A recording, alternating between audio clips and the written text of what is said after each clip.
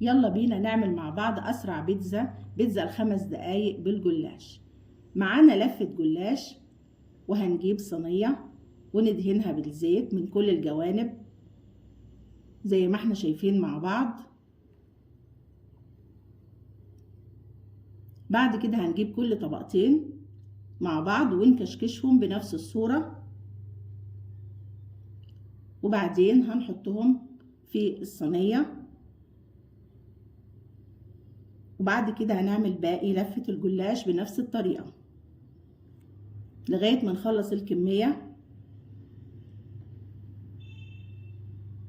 زي ما احنا شايفين مع بعض.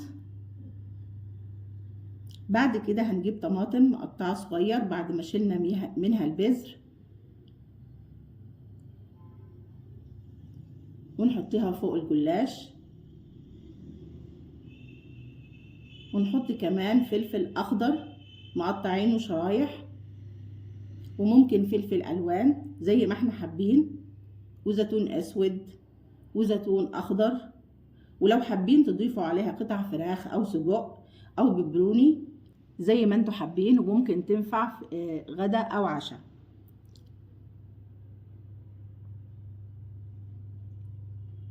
وبعد كده هنحضر كوباية وربع لبن، ونص كوباية زبدة، وبيضة، ومعلقة صغيرة ملح، ومعلقة صغيرة سكر، ومعلقة صغيرة بيكنج باودر، وجبنة موزاريلا او رومي او زي ما تحبوا، ونقلبهم مع بعض بنفس الصورة.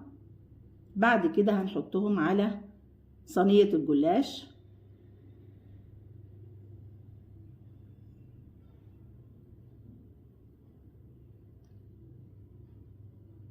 وقد ايه هي خفيفة ولذيذة وتحفة،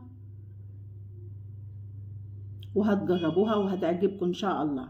والفرن سخن على درجة حرارة 180 رف اوسط، مش هتاخد معانا وقت، وهتكون جاهزة معانا، ومن الحاجات اللي مش هتوقفنا كتير في المطبخ، وسريعة وتحفة. وجربوها وهتدعولي، وما تنسوش اللايك والاشتراك.